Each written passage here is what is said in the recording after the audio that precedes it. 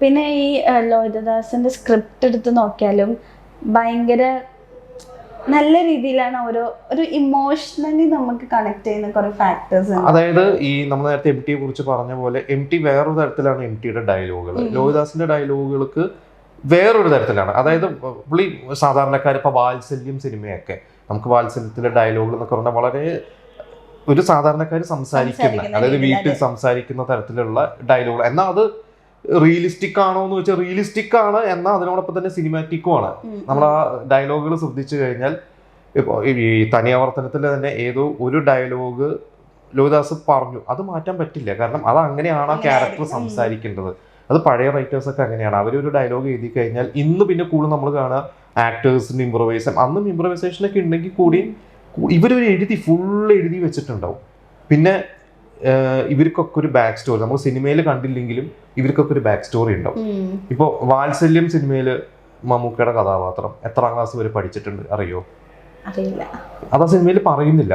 പക്ഷെ എനിക്ക് തോന്നുന്നു ആ സുന്ദരദാസ് ആണോ ആരോ ഒരാൾ എവിടെയോ പറഞ്ഞിട്ടുണ്ട്. ലോഹിതദാസിന്റെ അടുത്ത് വെറുതെ ഒരു കാഷ്വൽ ടോക്കിൽ ചോദിച്ചു, ഈ മേലെടുത്ത് രാഘവനാർ എത്രാം ക്ലാസ് പഠിച്ചു എന്നപ്പോൾ ഒരു അരമണിക്കൂർ അതിന്റെ ഹിസ്റ്ററിയാണ്. അതായത് ഇന്ന ക്ലാസ്സിൽ ഇന്ന മാഷ് പഠിപ്പിച്ചിരുന്ന സമയത്താണ് ഈ മേലെടുത്ത് രാഘവനാരുടെ അച്ഛൻ മരിച്ചത്. അത് പറഞ്ഞു വന്ന ഒരു പോസ്റ്റ്മാൻ എന്തോ പറഞ്ഞു. അപ്പോൾ അതായത് ബാക്ക് സ്റ്റോറി സിനിമയിൽ പറയുന്നില്ല, പക്ഷെ ബാക്ക് സ്റ്റോറി ഉണ്ട്. പക്ഷെ ആ ഒരു ബാക്ക് സ്റ്റോറിയുടെ ഇമ്പാക്ട് ആ ക്യാരക്ടറിന് കൊടുത്തിരിക്കും. നമുക്കത് ഫീൽ ചെയ്യുന്ന തരത്തിൽ. അതാണ് മമ്മൂക്ക പറഞ്ഞത്, ഞാൻ എന്ത് ചോദിച്ചാലും ആൾക്ക് അതിന് ഉത്തരം ഉണ്ട് എന്നുള്ളതാണ്.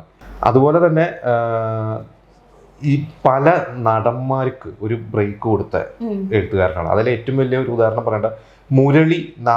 നമുക്കറിയാം മുരളി ക്യാരക്ടർ റോളുകളും വില്ലൻ റോളുകളും ഒക്കെ ചെയ്ത് വെല്ലസിൽ നിന്നിരുന്ന നടൻ. ശരിക്കും നായക വേഷത്തിൽ ഒരു മാർക്കറ്റ് വാല്യൂ ഉള്ള ഒരു നായകനായ സിനിമയാണ് ആധാരം. ആധാരം എന്ന് പറയുന്ന സിനിമ. ഈ ആധാരം എന്ന് പറയുന്ന ഒരു സിനിമ ശരിക്കും അന്ന് 100-150 ദിവസം ഓടിയ സിനിമയാണ് ആ കാലത്ത്. ഈ ആധാരത്തില് ബാപ്പുട്ടി എന്നാണ് ആ മുരളിയുടെ ക്യാരക്ടറിന്റെ പേര്. ഇത് ആക്ച്വലി ലോഹിതദാസ് എന്നോ മനസ്സിൽ എഴുതി വെച്ചിരുന്ന ഒരു കഥയായിരുന്നു. അന്ന് മമ്മൂക്കയായിരുന്നു.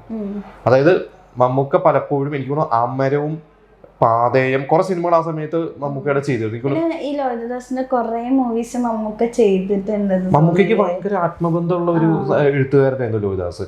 കാരണം മമ്മൂക്ക തന്നെയാണ് ഒരിക്കൽ ഒരു സിനിമ പ്ലാൻ ചെയ്തപ്പോൾ പറഞ്ഞ ആ ബാപ്പുട്ടിയുടെ കഥ നമുക്കൊന്ന് ചെയ്യണം. മമ്മൂക്കയ്ക്ക് ഭയങ്കര ഇഷ്ടമായിരുന്നു. പക്ഷെ ആ സമയത്ത് മമ്മൂക്കയുടെ തിരക്കും കാര്യങ്ങളൊക്കെ ആയിട്ട് പെട്ടെന്ന് ഒരു സിനിമ പ്ലാൻ ചെയ്യണം, മുരളി നായകനാവണം, അങ്ങനെ വന്നതാണ് ആധാരം. അത് മുരളിക്ക് സ്റ്റേറ്റ് അവാർഡ് കിട്ടിയ സിനിമയായിരുന്നു അത്. അതിന് നമുക്കറിയാം സല്ലാപം അതുവരെ ചെറിയ റോളുകളൊക്കെ ചെയ്തിരുന്ന ദിലീപ് സല്ലാപത്തിലാണ് ശരിക്കും ഒരു ബ്രേക്ക് കിട്ടണത്. മഞ്ജു വാര്യർ ഒരു സല്ലാപത്തിൽ വന്നു.